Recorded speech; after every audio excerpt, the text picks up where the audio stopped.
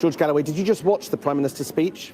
I didn't watch it, but I understood the first part of it related to the Rochdale by-election. The Prime Minister has just said that your election of you to Parliament is beyond horrifying. What do you say to that?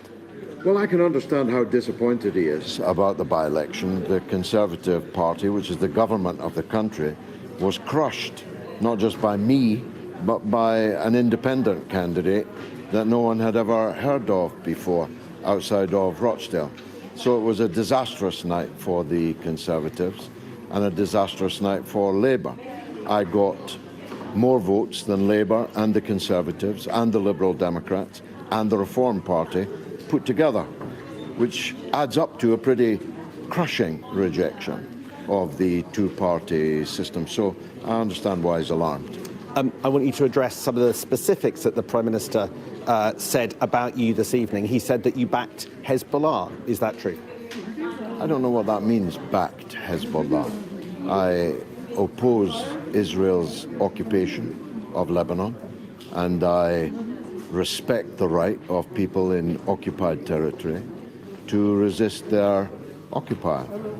And I've done so since Hezbollah was formed and Israel occupied much of Lebanon, right up to the Litani River, regularly bombing Beirut and so on. So I'm not sure what business that is of his, because you see, Hezbollah are a terrorist organisation. Actually, they're part of the government of Lebanon, a country with which we have sovereign diplomatic relations.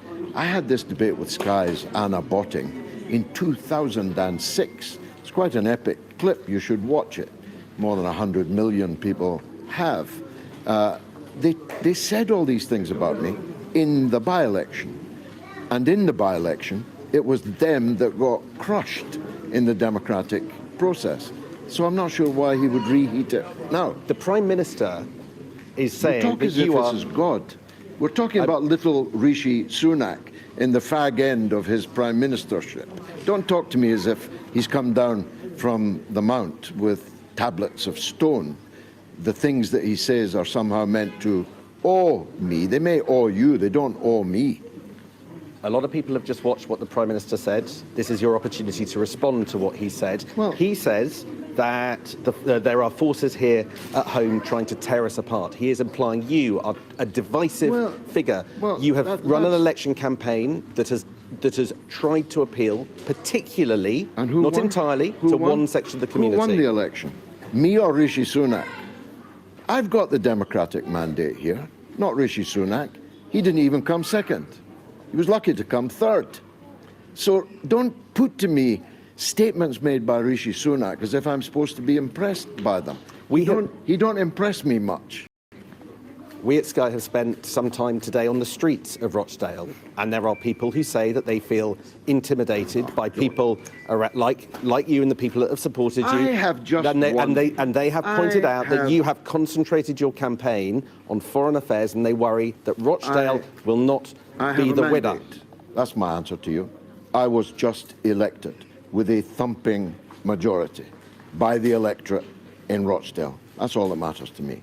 So why are there people in the streets of Rochdale today worried? Well, people voted yesterday, and they voted for me. Why is that difficult for you to grasp? Why are there people on the streets worried? There may be people who didn't vote for me who are worried, but the majority, the thumping majority, voted for me. I've got the mandate, and I'm going to the House of Commons with it. And it's a mandate, you think, to do what? Because there are people that listen to what you say about whether or not Israel has a right to exist, what you say about what many Jewish people think are threatening slogans. We had this conversation last night. Why are you reheating it? Because in the light of the Prime Minister's statement... Don't keep telling me about the Prime Minister as if he was Moses. Do you not respect the Prime Minister? Do I respect the Prime Minister? I despise the Prime Minister. And guess what? Guess what? Millions and millions and millions of people in this country despise the Prime Minister. I don't respect the Prime Minister at all. What are you planning to do next week when you arrive in Parliament? Well, I'm meeting the Speaker on Monday morning, and then I'll be introduced and sworn in. I'll be escorted by the Right Honourable David Davis MP, former Deputy Leader of the Conservative Party. I don't know why he would do that if he thought I was the kind of man you're clearly implying that I am. David Davis is one of the great parliamentarians of today and this age. And I'll be taking my seat in the House of Commons and speaking for the people of Rochdale. That's what I was elected to do. And what is your message also to Keir Starmer? My message to Keir Starmer is that the skids are under you in scores of Labour seats up and down the country, because you've lost the trust, you've lost the confidence of millions of your traditional loyal voters. Now we have now had an election where two of the candidates have alleged intimidation.